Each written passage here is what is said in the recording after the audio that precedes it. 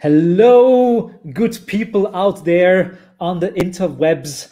My name is Johannes Grenzfurtner. I'm an artist and filmmaker, and I've done lots of crazy projects over the last 30 years. And I'm very happy that they chose me as the official face of the videocast series of the B3. And the whole series is called In Depth, because we want to talk to exciting people from the film industry, media artists, all kinds of creative people and personalities out there. And it is a super, super great pleasure for me being able to introduce you today to Chris Gore. So a virtual applause from the internet for Chris. Good to see you. I heard that you're having a nice time in Pasadena. The weather is sunny. Yeah, it's it's pretty nice here. It's also kind of boring, but I'll take boring after this last year. Yeah, absolutely. But give me all the boring. Yes, yeah. It's true. And I always found it very interesting that people were thinking of, like, in 2021, everything would be better, just like the change of the year would make immediately everything. No, that's not how reality works, I guess. But no, and my fear is that 2020 was the trailer for 2021, and so things might get worse. We'll see. I mean, yeah, we'll see. A lot going on in the world at the moment. Oh yes, absolutely. And I mean, if 2021 would be a film, like a blockbuster, it's kind of weird, because like one of the most incredible things happened on the 6th day of January. The whole thing with the Capitol going on. Usually something like that is happening in the second or third act of a film, but no, it just like exploded. Oh, 2021, absolutely. But just let's go back a little bit. Let's skip politics, at least for a little bit, and go back a couple of decades. Because most people know you because you are the founder of Film Threat. Yes. And Film Threat is and was, at one point it was a print magazine, now it's an online magazine, but it's a very influential indie film magazine. Or you could even call it a fanzine in the beginning, I guess. Yeah. And yeah. I'm very much interested in that. So could you give us a brief overview? Like, how did the whole thing start? How did you end up creating a magazine or a fanzine about film and film culture? Well, I think that sometimes creativity can come from anger. And at the time, I was a punk, angry student, well, both in high school and college. And I just grew up on a more diversified diet of movies. For the most part, people grow up with mainstream movies. I was fortunate to have parents that encouraged me to see movies that were kind of beyond going to your multiplex, right? So I would see films, I would see films from foreign cinema. I would see the work of indie filmmakers, at their beginnings, and sort of discovered a whole new world of films, mostly from going to the video store, which I ended up working at, called Thomas Video in Royal Oak, Michigan. So from working at that video store, I discovered filmmakers like David Lynch, John Waters, among so many others. And that diversified diet of movies just gave me a different perspective on the world. And as an angry young student in college, I just felt like I was surrounded by a lot of fanzines. You pointed out, I mean, Film Threat did start out, the first issue is just Xerox and it's 6 pages. So that's where that's where it started, was just sort of this anger about, like, the fact that these sort of off Hollywood movies were so difficult to find at the time. Now with streaming services, it's much more easy to discover independent films. And I was a student at Wayne State University, and at that school met a guy named Andre Seawood, and we were both sort of, we hated the same things. A lot of people were attracted to, they liked the same things. We just disliked the same things. And that led to like a year or so of putting out this little fanzine. And then we parted ways, and I kept going and turning into this magazine that ended up eventually selling to Larry Flint in the 90s. And and the magazine just grew in popularity because we covered the movies that the mainstream movie magazines ignored. So, and I'm not just talking about the earnest indie films that have a lot to say. I'm also talking about trauma movies, right? With The Toxic Avenger, produced by Lloyd Kaufman. So I think it's important to keep a very diversified media diet. That was not as easy at the time that I created Film Threat in the 80s and then in the 90s. Now it's much easier, and this is why I think that mainstream media of all types is dying, is because we now have choices. We can now view content on YouTube. We now can watch new independent films that are in theaters. We can rent them on services like Vudu or Amazon and whatnot. So it's much easier to live on a diet that is more diversified from a media standpoint, right? And I just see, especially if you look at the numbers, that mainstream media, whether it's news reporting or whether it's your mainstream movies, the audience is shrinking, and it's not so much shrinking as it's more diversified, right? I think that's a good thing. Yeah, I remember. I mean, like my own project, Monochrome, started as a fanzine in the early 1990s. So like a similar time frame, but of course, I was interested in like different things. But what I remember from that time is that it was incredibly hard to get your hands on interesting content. It was, especially in Austria. I mean, we only had it was the time when there wasn't even real private television in Austria. We had like the two PBSs that we had in Austria. That's it, yeah. And then of course we had videotapes, but like sending around videotapes was complicated. And then some of the really cool stuff on VHS came from the US, but of course we couldn't play US VHS tapes in Europe. So there was this like strange divider of the NTSC and the PAL VHS world and all that stuff. It is strange, though, that some of that stuff, some of these like strange boundaries or borders or gatekeepers still exist. I mean, back then there were, like you had VHS and Betamax and Video 2000, but you also had like different VHS systems. But today you have different streaming services. Yeah. And then France did their own thing with CCAM. I mean, that was just like, yeah, and the Soviets, they had the Russians.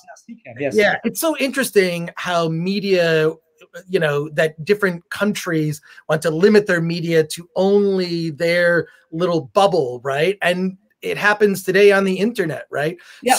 Certain websites are blocked in certain countries, and I think that is, I mean, all of this is about control. Yeah, absolutely. I mean, back then, so I was born 1975, and my dad was a really kind of like a technophile baby boomer. And so I think it was actually primarily because he wanted to watch porn movies. I know that now. He got a VHS recorder as early as 1979 or 1980. So I grew up when I was like 5 or 6 years old. I already had access to a VHS player. But I remember my grandmother, they had a Betamax recorder, VCR. And of course, I couldn't like interchange the tapes and all that stuff. And I remember a friend of mine, his dad was really wealthy, and they had 3 VCRs. Like they had the 3 main VCRs at home. And nowadays, it's also strange because if you really want to have access to all the films, you have to have an Amazon account, you have to have a Netflix account, you have to have a Disney Plus account, etc. So it's always strangely about the control of content. Yeah, absolutely. I miss those days of discovering some bootlegs, movies that weren't available in America. I would seek them out. If they were not legally available in the United States, I would still try to find them. I mean, I recall sharing, one of the tapes I shared quite a bit was an animated film, which you can actually get now, called Legend of the Overfiend, which was one of the first hentai videos from Japan. And so that I had a bootleg tape of, which was copied many times. But it was not available legally in the United States. I mean, I've since been able to find a standard def DVD of that. But, it's interesting how each format change, you lose a little bit, doesn't cross over. Not everything crosses over. I mean, there is a huge community in the United States of people who trade movies only available on VHS. Now that community is, here's only movies available on standard def DVD. And now it was announced, I believe, that Warner Brothers will not be making physical media after 2024. They're phasing it out completely. You will only be able to purchase movies from a digital standpoint, no retail, nothing. It's going to be, so physical media going away, and physical media being altered, I think, is really, really horrifying. When you go back and watch the movie, you may not remember this one. It's from the 70s, I believe 1975, the original Rollerball starring James Caan. Oh yeah, of course. It's one of my favorite films. I love it. It's a great science fiction film. There's a really small part in the movie. Ralph Richardson, my God. It's a great science fiction movie that, and most of the science fiction of the 70s kind of predicted where we are now with our authoritarian, big tech overlords that are trying to control everything that we think and say on the internet, which I find incredibly distressing. I find the censorship on YouTube to be horrific, and the fact that there's not more pushback about this is terrifying. It's same on Facebook. I mean, I know so many people. For example, my girlfriend, she's running a film festival here in Vienna. It's the porn film festival, but they are primarily showing like feminist porn and queer porn and like really alternative, interesting erotic films. Let's call it, And it is impossible for her to advertise for her extremely sex positive feminist festival on Facebook, because whatever is associated slightly to porn will be censored. Right. And suddenly you have like a platform that kind of like 2 billion people use, but you are not allowed to talk about certain topics on that platform. Right. Well, there's certainly there needs to be age restrictions in place, but I actually don't think that anyone under the age of 18 should even be using social media, because I think it's so destructive from a mental illness standpoint. When you see, teen suicide, and you see, how the dramatic rise of teen suicide correlates directly with cheap mobile phones. As soon as mobile phones became cheap and social media was on the rise, that is when teen suicide just dramatically spikes. And so because of like bullying or something like that? Not just bullying. It's just, I feel like social media is incredibly destructive, and the way that there's a really good documentary that's on Netflix called The Social Dilemma, which talks about how the algorithms are made to keep you on the platform, whether it's healthy for you or not. Everything is geared towards doing that. But back to my point about James Caan and the movie Rollerball, which you should see. There's a scene where James Caan, he just wants to read about something, and he goes to a library, and the library is basically this desk, and there are no books, no physical books exist in this future in Rollerball. You probably don't even remember this scene because there's no fighting. Everyone, when you think of Rollerball, you think of all the fighting and the game and the drama, but it's a subtle scene. He goes to a library. There are no physical books, and the digital copy of the book that he wants, he can't get. Yeah. And we're beginning to see this censorship, Disney Plus, their streaming service, adding these warnings, these trigger warnings to things, trying to put them into some sort of historical context. Well, that's the beginnings of those things going away completely. Yeah. I believe that is, look, we've infantilized people. We've made people into, can I swear? Yeah, sure. Please. Into fucking babies. We have turned people into fucking babies, where the government is just going to take care of you and all of your needs will be met. And here's the little box that you will live in. And here is what you're allowed to say and not say.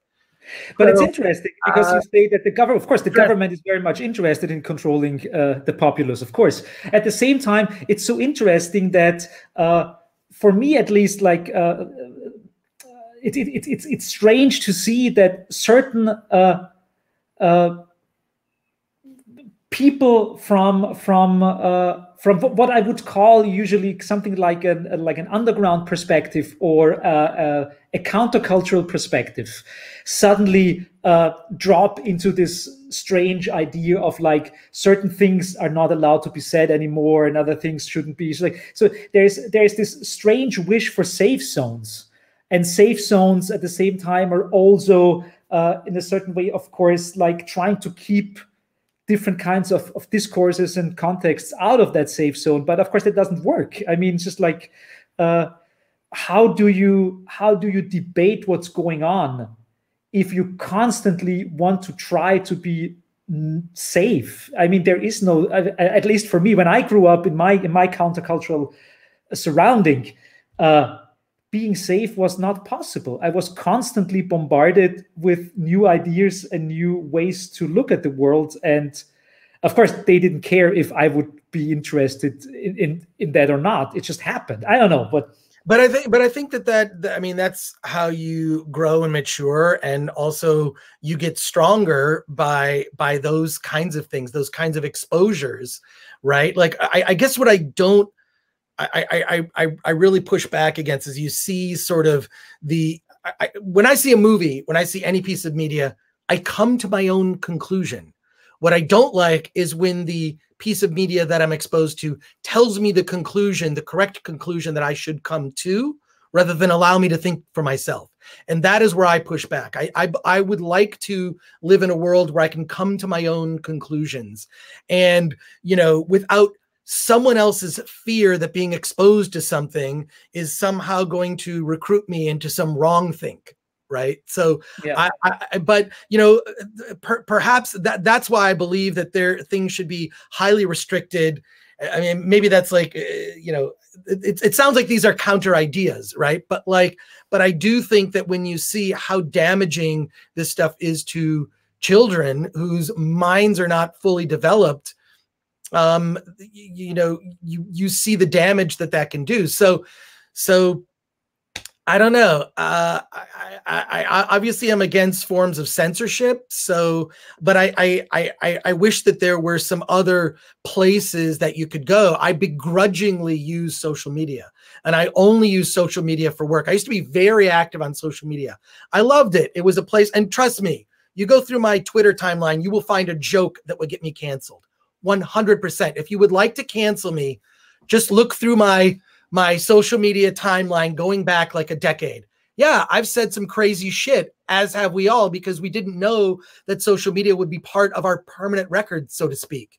And now people just selectively are chosen to be canceled because none of us are completely innocent, right? Like it's, you know, the Bible had some good stuff in there, right? One of it is we're all sinners.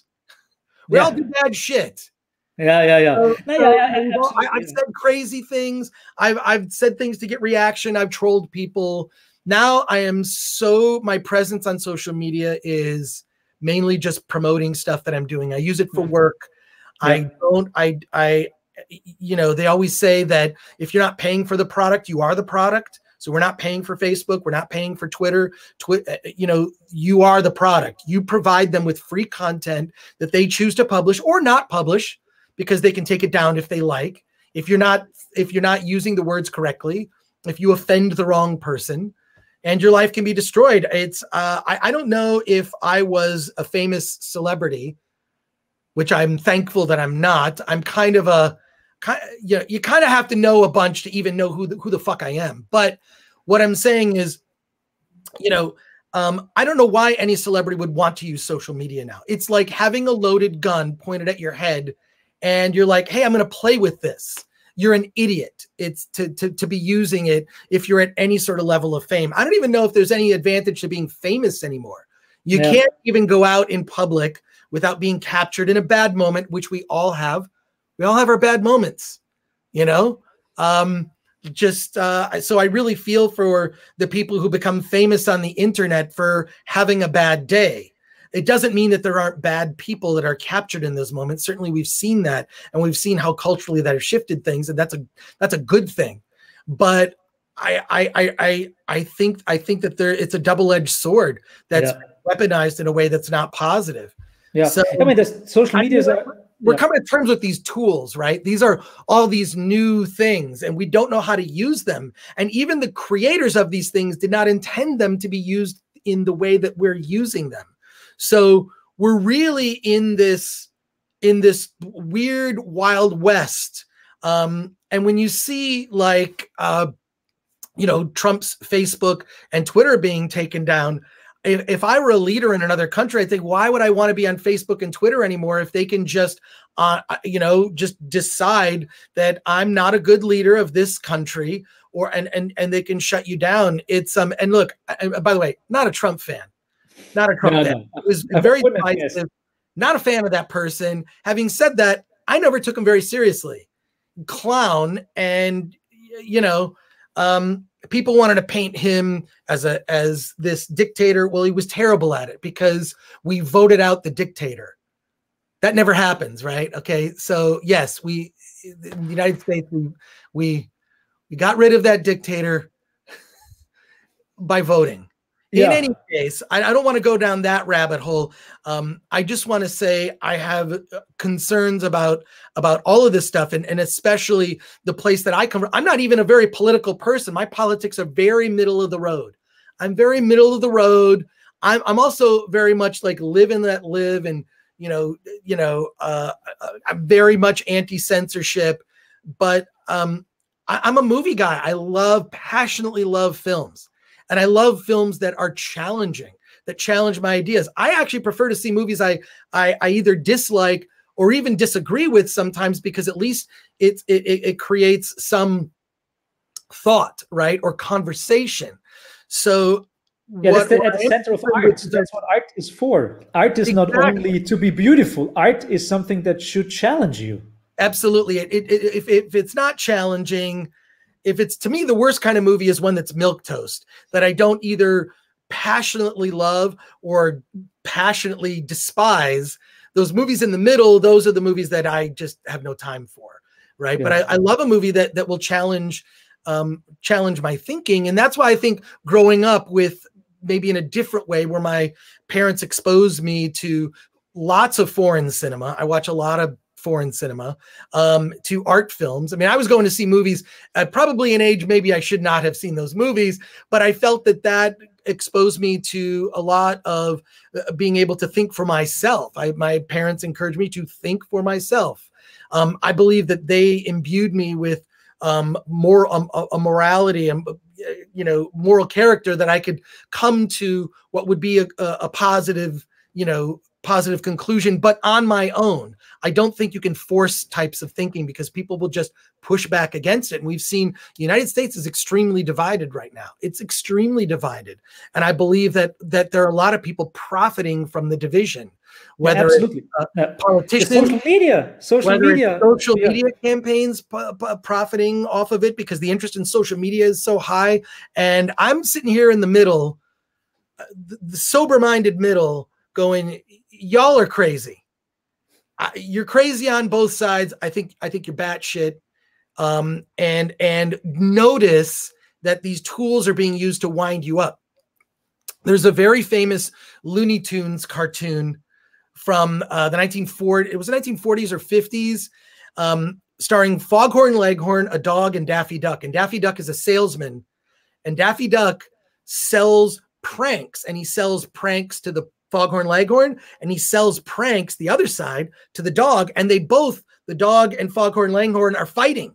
And they're fighting. And finally they realize, wait, the person selling us all these things where we're trying to hurt each other, basically these prank weapons, is Daffy Duck. And then they finally turn on Daffy Duck. And I feel like we have not come to the conclusion, where we have not noticed that politicians, that the media are pitting us against each other. And I will not fall for it. Yeah. I'm not going to fall for it. I'm not going to fall for these things where you're trying to take my fellow humans and make them enemies of mine. I refuse. I refuse anything that will do that, because I feel like you're just going to divide people more and more. So I need to know what the name of that cartoon is now. It's very important to me. We'll find that out. Maybe I'm going to find it out. But sorry, I interrupted your thought. My apologies, Johanna. No problem. No problem. Baram, our wonderful tech guy in the back, who is checking out that everything is running. Big applause to Baram. Thank you, Baram. He's a super big nerd. He might actually even find it out for us while we're talking. I just found it out. It's from 1956. It's a Warner Brothers Merry Melodies cartoon directed by Robert McKimson. It's called The High and the Flighty. I'm going to put it in the private chat so you can maybe you can add that to our conversation. But it's called The High and the Flighty. I saw that cartoon when I was a child, and it scared me.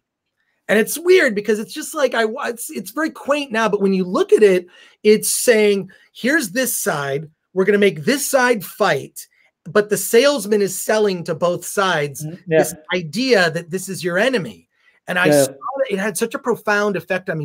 This 1956 cartoon, The High and the Flighty, it just blew my mind. And to me, that cartoon is profoundly more important today than when I first saw it, because it really explains our social media frenzy. You know, I mean, Daffy Duck is pretty much Zuckerberg. Yeah. I mean, it's.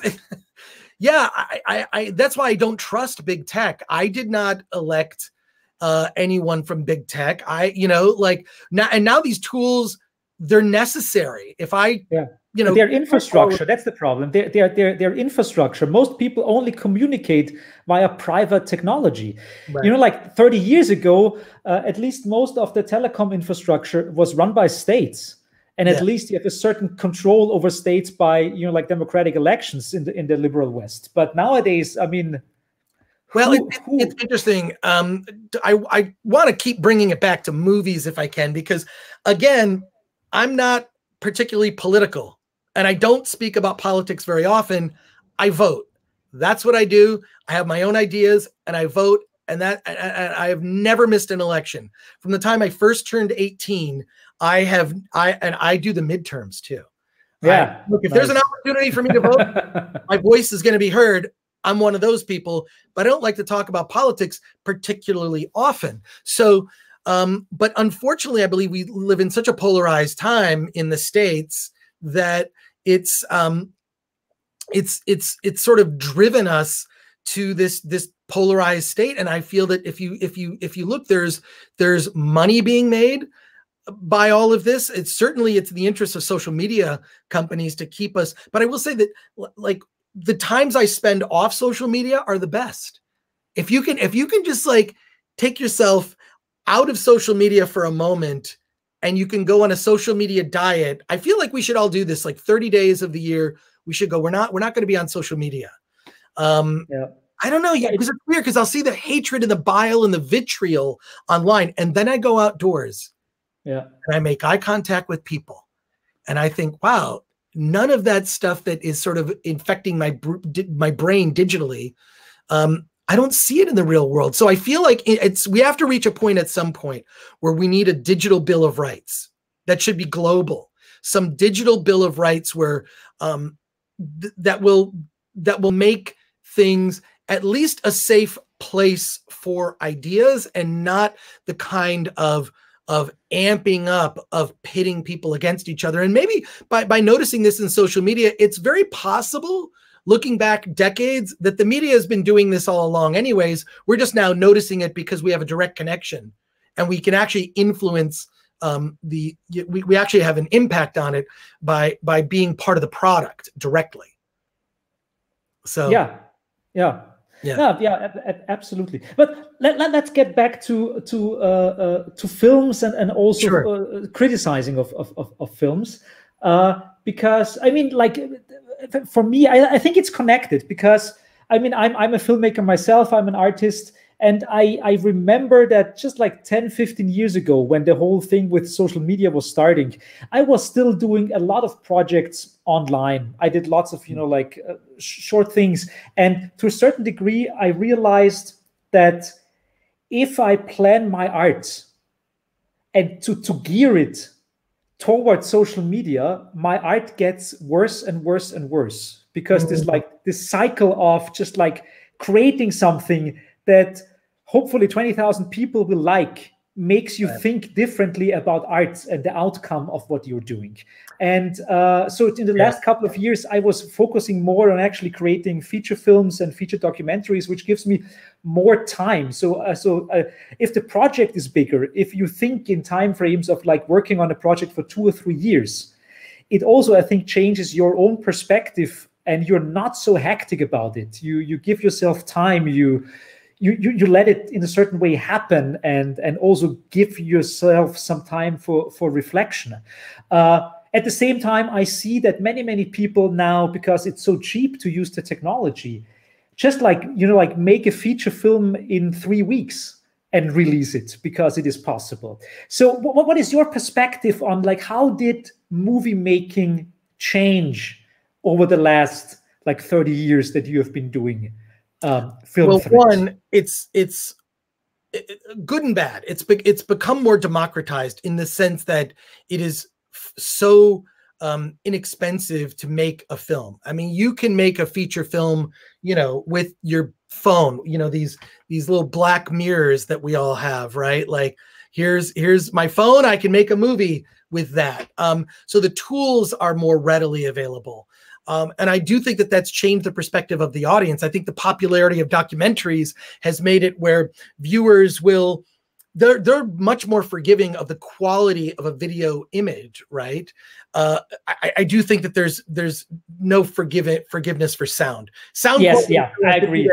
Sound quality. If the sound is shit, the film is shit. Exactly. Yes. But the video image, because of the popularity of documentaries, and I would actually credit the popularity of the television show Cops in the 80s, like that was so popular. And I think it's made, so now documentaries, which were not a part of a mainstream diet of film or reality, as they call it, like is one of the more popular categories on Netflix, right? Are the documentaries. What the troubling thing for me, and I've noticed this more, in the last like 4 or 5 years, is documentaries that I see, they just tell you right on the surface, this is my idea. I'm just telling you that this is the conclusion you need to come to. This is the conclusion you have to come to. Where I'll see a documentary that addresses an issue of politics, and it is, oh, that's made for the left. Or this is another documentary, oh, that's solidly for the right. I saw so many documentaries about Donald Trump, and for the most part, all of them negative or wildly positive. I only saw one documentary that I thought was a balanced view of Trump. I mean, he still comes off like a shithead, but it's called The Accidental President, and it's by a British filmmaker whose name escapes me right now. This filmmaker really tried to give a balanced view of like, well, how did this guy, this reality TV show host, actually become president? And he talks to people in on both sides of the issue. The problem is I've seen so many documentaries in the last several years, just like, this is a left-wing doc, this is a right-wing doc. And my recollection growing up watching docs is that they would present, their argument and then leave it to the audience to decide. And even more recently, in the last like 3-4 years, you're seeing Hollywood movies just say, here's what we want you to think about this topic. And I really think that there's been a wholesale rejection of the types of ideas that Hollywood is pushing now, to the point where it's going to result in a rise of alternative media of all types, not just independent films. So, yeah, like for example, I saw in the last 10-15 years an enormous rise of religious, like evangelical religious movies. Mm-hmm. Like about debunking of atheism and all that kind of stuff. So it's interesting. So but for me, like a countercultural perspective usually was a very leftist and very liberal perspective, and now we see different kinds of countercultures emerge, like like evangelical right-wing Christian filmmakers. I'm not even sure you can say this is then counterculture, because of course evangelical Christians are not a counterculture, but the films they make, that's very peculiar and very specific and very crazy. I don't know. It's. Look, those movies are not for me. The movies you just described. Having said that, I appreciate that there's enough of an audience that there can be a business built around it. The person that I really admire is Tyler Perry. Mm-hmm. He's never made a movie that I've thought that I wanted to seek out at all, but he has built his own studio in Atlanta. He caters to a very specific audience, and he makes films for that audience, and he makes sure that he makes the movie for the right price that he can target that audience. So what you really have is the audience fracturing. You know, there's no real mainstream music industry, and even the mainstream movie industry now, I think because of, you know, the more than year-long break because of the pandemic has decimated that industry. I mean, there are whole movie theater chains. My favorite chain, the ArcLight Cinemas in Los Angeles, the Cinerama Dome, out of business, closed for good. You know, they didn't file bankruptcy. They just closed. So the industry's, I assume at some point that it'll be purchased by someone and make some sort of comeback. But, and these streaming services, there are a lot of them now, but there will be consolidation. Not everything's going to survive. I think Netflix is sure to survive. I'm pretty sure that Disney is sure to survive, and probably HBO Max. But beyond that, it's going to be a fight for those last two spots. There's going to be about 5 or 6 streaming services, and those last few spots, you're going to see some consolidation. You know, who knows? Peacock will merge with Paramount Plus. Who knows? But you know, as for films and filmmakers, there's opportunity, but it's really hard to stand out with all the noise. You really need to go about it using these tools like YouTube, which I consider to be more of a social media platform, the way that I use it. I mean, I do a podcast, the Film Threat podcast on YouTube. Effectively, I interview indie filmmakers and actors and talk to them about their movies, because most of the noise from my colleagues, they talk about Star Wars, Marvel, Pixar, Disney, and that's pretty much 90% of what they discuss. And so Film Threat's purpose is to amplify and to lift up all of these indie filmmakers that don't get coverage. So so I'm trying to, if well, if you trust me as a voice, watch the interview. I try to say, here's some movies you may want to know about, right? And I try to talk to the filmmakers who I find interesting, but these are mostly people making movies for under $100,000, right? Or certainly for under $1 million. And look, it's a growing market, and I think that there's an opportunity. I really foresee a golden age for independent film as people become numb to what Hollywood has been feeding us, and it's just so controlled, it's so manufactured, and there's the falseness to it. And I think that the pandemic sort of revealed a lot of problems in society, a lot. And I think the thing that is for the most part trying to be hidden is class disparity. Yeah, absolutely. Yeah. I mean, they're really pushing to divide us by race, and I reject that wholeheartedly. They want to divide us. They want the races divided, and no, that's to distract from that. There is a huge divide, and especially in the United States. I mean, the only place in the world where the middle class is growing is China. And the United States, the middle class is just shrinking and disappearing. The middle class doesn't really exist anymore. It's just it's not in the United States. I mean, it's like, look, I saw it when I had a brief career in television for a little over a decade. I had a career in TV, and I just made less and less money as my career progressed because the market became more divided. I mean, there was less money to be able to pay, right? When there were fewer networks, there were fewer outlets to go, and you could make more money. Now you make less money. So look, I'm just happy to be able to eke out a living, to be able to talk about this stuff, and to be able to help support independent filmmakers. And we will review, a quick plug, but we will review any movie. So if you go to filmthreat.com and you click on submit, while we do pay attention to movies coming to theaters and movies being released by independent studios, I'm talking about really small ones like Gravitas Ventures or 1091 or, A24, these smaller companies, although A24 owned by Warner Brothers.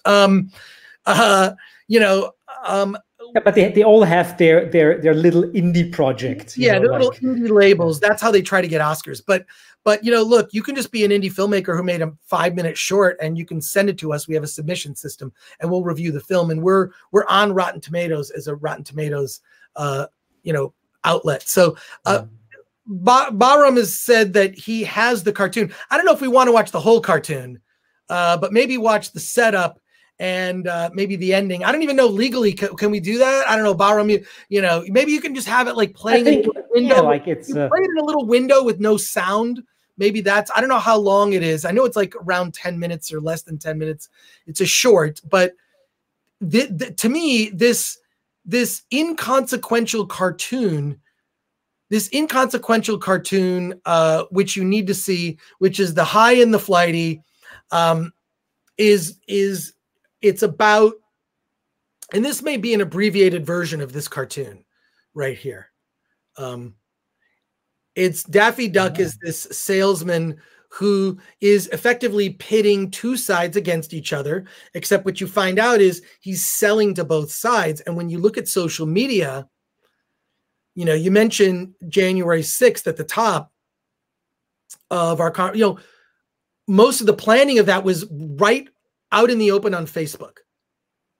Right out in the open on Facebook. No one's talking about banning Facebook, right?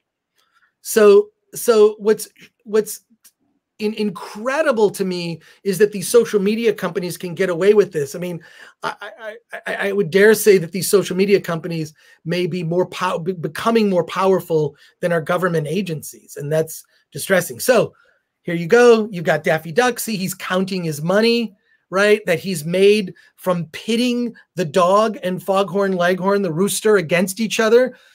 And then here's the moment that shocked me as a kid. This moment just scared the hell out of me.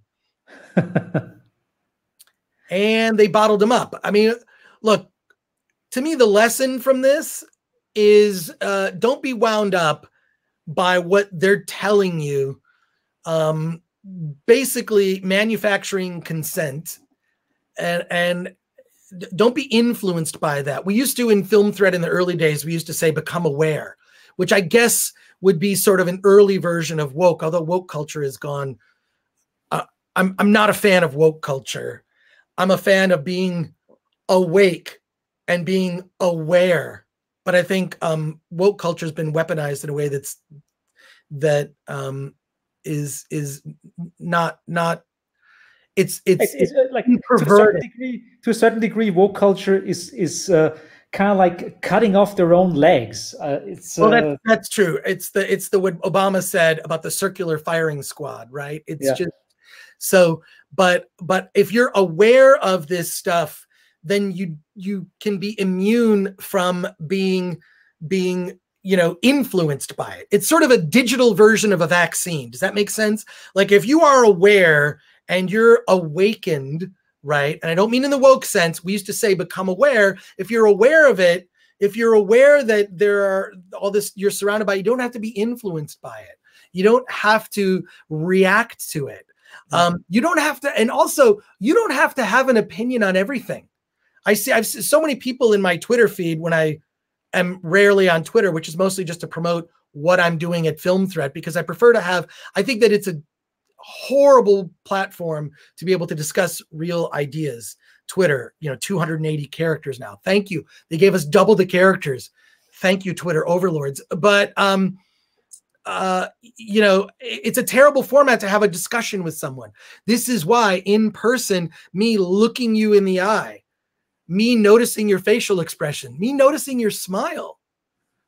Johannes, I've seen your smile. We've hung out and had drinks together. So what I'm saying is that like we're losing that level of communication where the courage behind the keyboard is leading to very destructive habits. It's dehumanizing.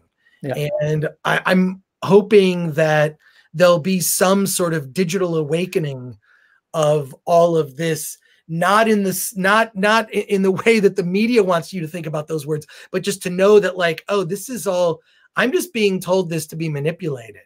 Yeah, right? I think And, I think what we need now, and I think what is in a certain way already happening, is that it is almost like, like sweating it out. I think like I think we were confronted with this new set of tools at a point when we actually didn't know what to do with it. I think it will maybe take another couple of years or something like that, but I think we will hopefully get accustomed to it in a certain way.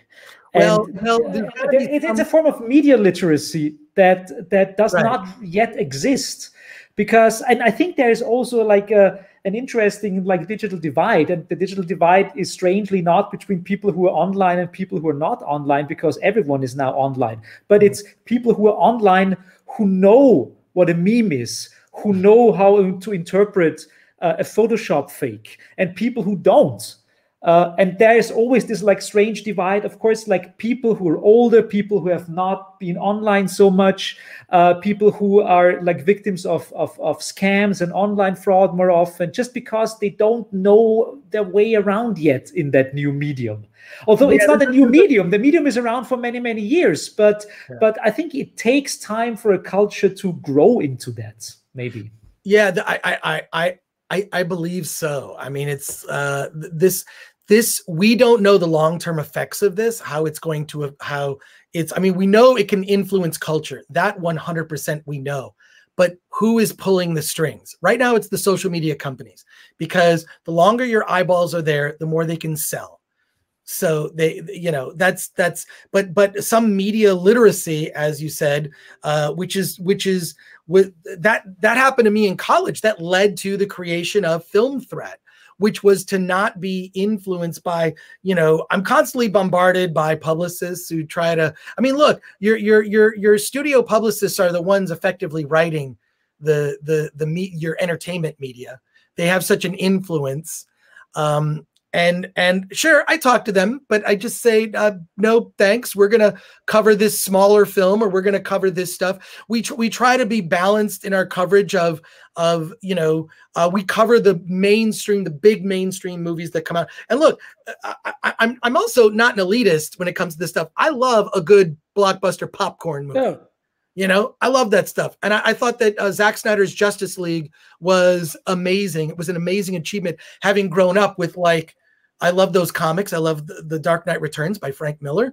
And certain Superman runs. I mean, I like those comic books. So it's sort of like with anything, keeping a balanced diet, right? Like every once in a while, fast food's not a bad thing, with all due respect to Morgan Spurlock, who would say otherwise, based on his Super Size Me documentary. But I just think that if you've got that kind of media literacy and awareness, then you can be exposed to a lot of stuff. It's not going to change. It may change my perspective, but it's not going to change where I stand from a moral standpoint. Yeah. Right? So I have one question, because you have been working together, because you're not on your own doing Film Threat. So you're not the one person reviewing all the films that you get. Correct. And all the media products. But you have kind of like a team of people who work with you and write reviews and all that stuff. So over the years, how do you find those people? And did something change? So do you see something like also like a generational change in the way how people write reviews, or how they deal with media or films? 100%. It's definitely changed. I say that there are like 3 things you need to do to be able to write about movies. The first one is passion, and there's no shortage of passion. People that want to write about movies, which pays terribly. I know, because while we pay our writers, they don't get paid very much, but you need to, number one, have passion. There's no shortage of that. And there's no shortage of people who are willing to just give away their opinion for free in social media posts about, here's what I think about a movie. So number one, passion. Number 2, you need to be a skilled writer, which means you got to know about grammar, correct use of colons and semicolons. It's IT apostrophe S, which stands for it is it. Yeah. Look, typos, hey, they happen. They're all over our website. They're all over mainstream media websites as well, including the New York Times and Newsweek, etc. But so passion, writing skill, and the third thing is historical perspective, and that is what is lacking. So what came before, right? What came before? If you're saying that Black Widow starring Scarlett Johansson is the greatest movie you've ever seen, I would say to you, you have not seen very many movies. So the historical perspective is what's lacking, but most of our writers they find me, right? We have a button you can click and you can contact us and say, I want to be a writer for Film Threat. We have 30 writers currently from all over the world, including a writer who's teaches English as a second language in South Korea. So we have a very diverse group of writers, but they find me. We do outreach a couple times a year. We'll say, hey, do you want to write for Film Threat? But for the most part, it's they find me, and then we communicate on a platform where it's like Slack. We chat every day.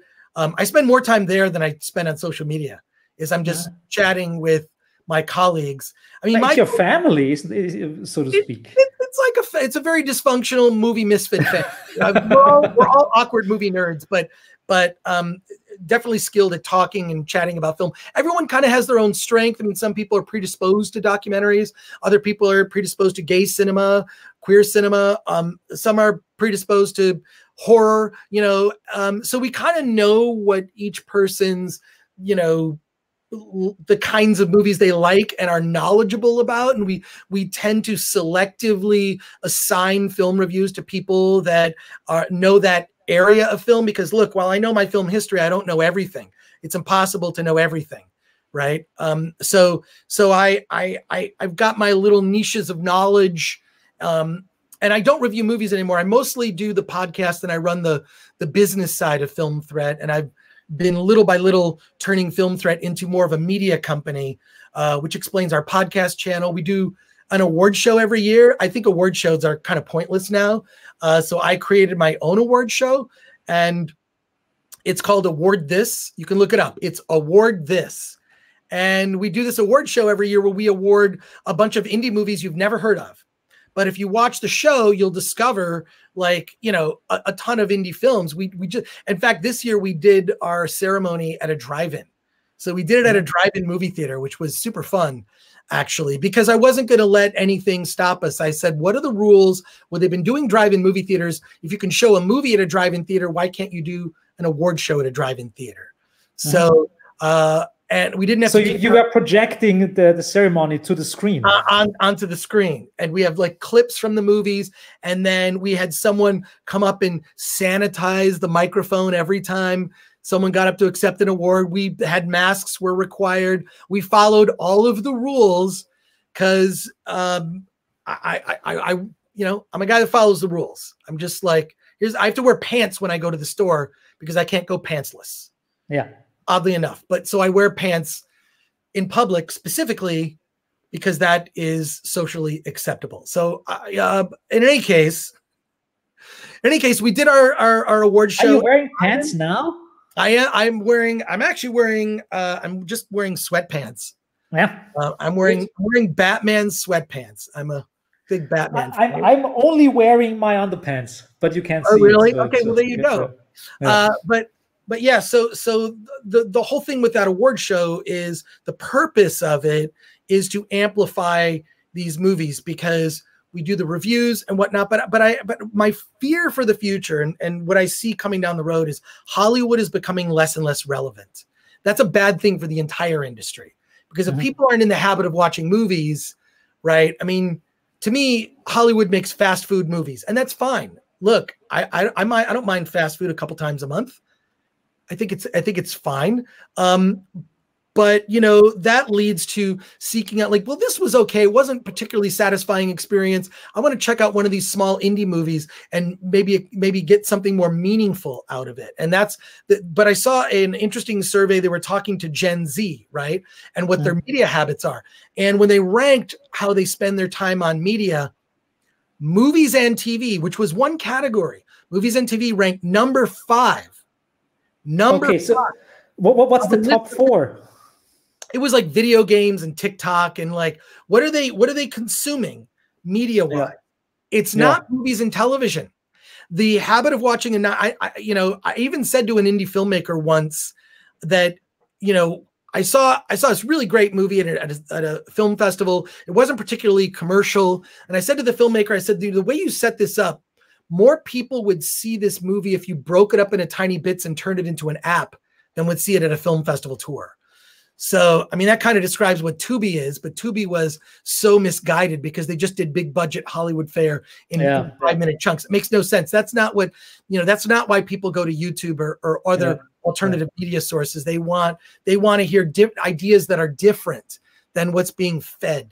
So it's strange because there seems to be a need for short things like ultra short films and all that kind of stuff. At the same time, there is the opposite of like watching, you know, like nine seasons of a TV series.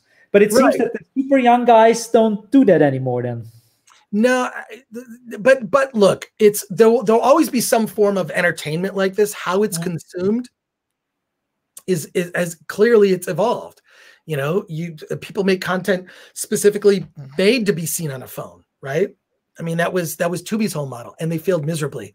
They were horribly misguided, and we should all learn from that. But the thing that does concern me now is with everything going to streaming, is we're not getting data. I think data. Just as someone who, you know, has spent, I worked at a couple of tech companies, and I took all that knowledge and I put that into building Film Threat into, you know, a media company. And one of the things that you learn is, you know, data is feedback. You know, what is the time of day that people are looking at your website more often? What are the pieces of content that perform better than others? What are the habits of your users? When do they leave the site? Can we get them to read more articles or referring pieces of content? And that data feedback, we're losing it because we haven't had a box office report in over a year.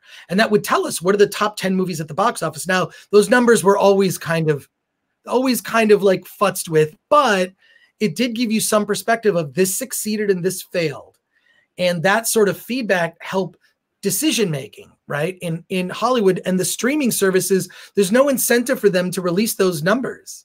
There's no incentive for them to say, this is, I mean, I always look at Netflix and it says, here's #1 in the United States. Is it really #1 by Netflix standards? Or is that the thing that they're declaring to be #1 because that's what Netflix wants you to watch? They can say whatever they want. I always question. I'm sorry. My disease is I question everything. I question myself probably more than I should. I question myself. So good old skeptic. That's good. There's nothing wrong about skepticism. So it's yes. Well, but the strange thing is you're a very skeptical person, but at the same time you're also highly enthusiastic and obsessive. So it's like I think that's two good things. Yeah, well, yeah. I mean, for good or bad. I mean, when I look at the bunch of different projects that I've done, I've never really had a huge financial success ever. Yeah. Never. I mean, even Film Threat to this day, we barely get by, right? Yeah. We're not starving, but I'm not, no one's looking to acquire Film Threat for multi-millions of dollars. No. It's been a small thing, privately owned. Briefly, a couple other companies owned it, but I always somehow wrangled the rights back. And so I sit here today. I don't know, man. I'm very happy that you're sitting there. I'm very happy that you're still doing it. Well, I mean, how many projects are out there who started as an underground countercultural endeavor and are still going on and are still doing it? I mean, there's research in San Francisco. They're still doing their thing, but there are not that many people who still are so engaged in their, like, they didn't really change their objective. Your objective is still the same thing. Right. The mission has not changed. I mean, you see that with companies when they get acquired or, like the mission has always been build up the small movies. Yeah. Look for those hidden gems. find the filmmaker that is going to do the next big thing that will and invariably get hired by Marvel, some indie filmmaker, right? Which is fine. I want to see filmmakers be able to make a living making movies. But you yourself, similar, you're a passionate, media obsessive, oozing enthusiasm. And you definitely know, and I see it in Hollywood. I call them the climbers. These are the people that only care about and I'm usually the first rung on the ladder. When they're looking to get coverage, they remember Film Threat, right? And I can't tell you how many filmmakers, major filmmakers whose movies we talked about first, they were ignored by the mainstream, and then the mainstream embraces them, and then I never hear from them again. So, yeah, and that's totally fine by me, because I'm happy to sort of give them a lift up. But you see the climbers and the users and the people that are just out to use. And you're not like that. You're still doing the small underground stuff. What are we doing? Why are we doing this? I don't know. I feel like I don't know. I feel like I don't know how to do anything else, and I don't fit in the corporate bubble. I've worked for companies before, and it's a terrible idea for me to work in a traditional corporate environment. I think it's even worse now. I don't think that it makes me physically sick. I tried sometimes to sell out at points where I thought maybe you should just do something for a PR company or something, because I'm a creative person. I'm probably exactly what they want. And then I tried it, and I just gave up after a week. I just could not do it. It's just I'm reminded of Steven Soderbergh, who gave probably, when he won for Best Director, gave the best Oscar speech ever, when he didn't thank anybody, because he said, "I'll thank you later." He didn't want to waste his time. I'm going to give my Oscar speech. I'm going to give you a list of names of people you've never heard of. You're just feeding their egos and trying to boost your career. What he said was he wanted to dedicate his Oscar to people who do something creative every day. And I found that so inspiring. I'm sure you can find the speech somewhere on YouTube, the full speech, but Steven Soderbergh wanted to dedicate his Oscar to people who do something creative every day. And I really took that to heart. And it's okay, that is the secret to happiness for me. I think the secret to happiness is twofold. One, it's purpose. I think you have a purpose, and my purpose has not changed since I started Film Threat right out of high school, right? I want to expose people to media that they would not otherwise have been exposed to. And I want to lift up those voices and help you discover them. And then the other thing is just doing something creative every day. Like that is between that purpose, which is my mission for Film Threat, is my life's purpose. And then also from, just doing something creative every day. Especially if you ever, Johannes, next time you come to the United States, come to my place, come by. I'll show you all the weird art projects I've got sitting around. I don't really talk about it all that much. I mean, I'll post some things on social media. I'll show you a project I did that's pretty weird right now. I'll show it to you really quickly. Sure. Bring it on. I took this thing. I'm a big Star Wars fan, so I took a 12-inch Han Solo frozen in carbonite action figure from the movie The Empire Strikes Back, and then I took a life cast of my head and I grafted it onto the action figure. And so this is basically the do you remember Han Solo? Yeah, sure, absolutely. So I just took my face and I put it on it's very weird looking. And tiny little hands. Tiny little hands.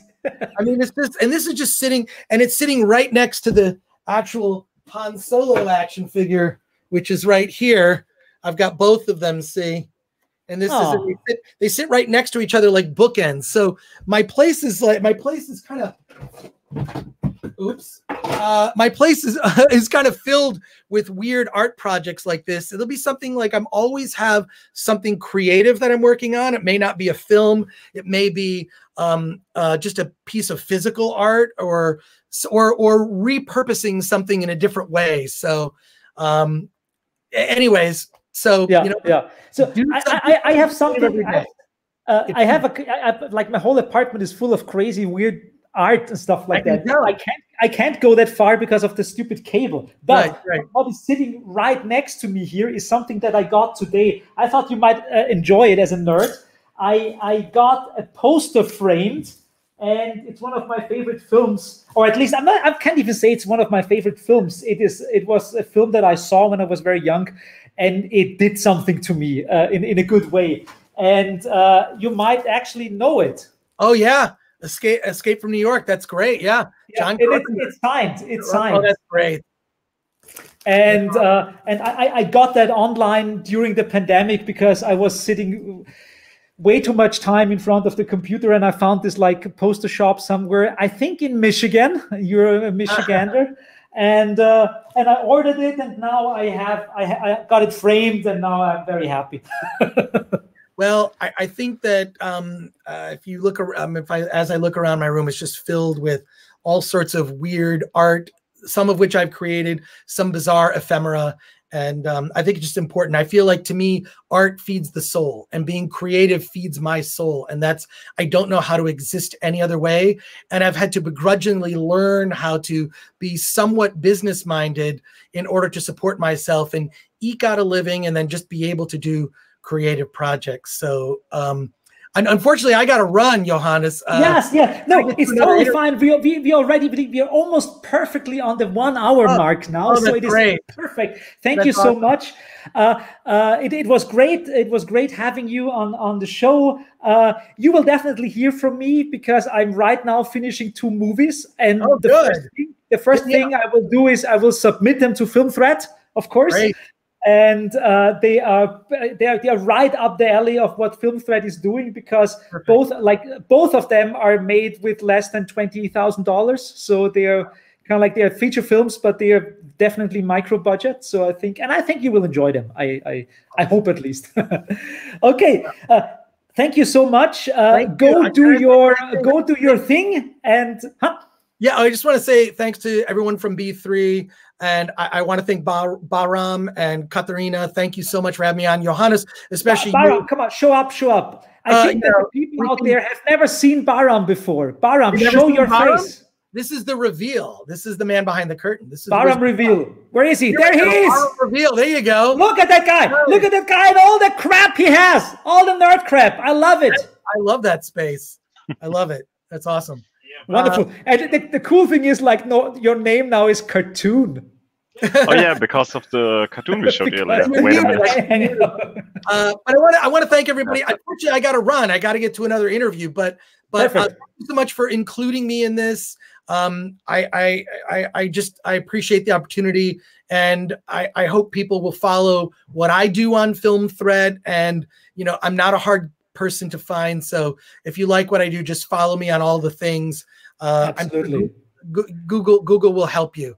At least for now, Google will help you. Yes. Or DuckDuckGo or whatever it is. At least not Bing, but whatever. Good. Exactly. Thank you so much. Bye-bye. Hey, folks, and dear ladies and gentlemen of whatever gender you prefer, that was another episode of B3 In Depth. If you want to see future episodes, please subscribe somewhere down here. I hope to see you in the future, and I hope you join the debate. Thanks.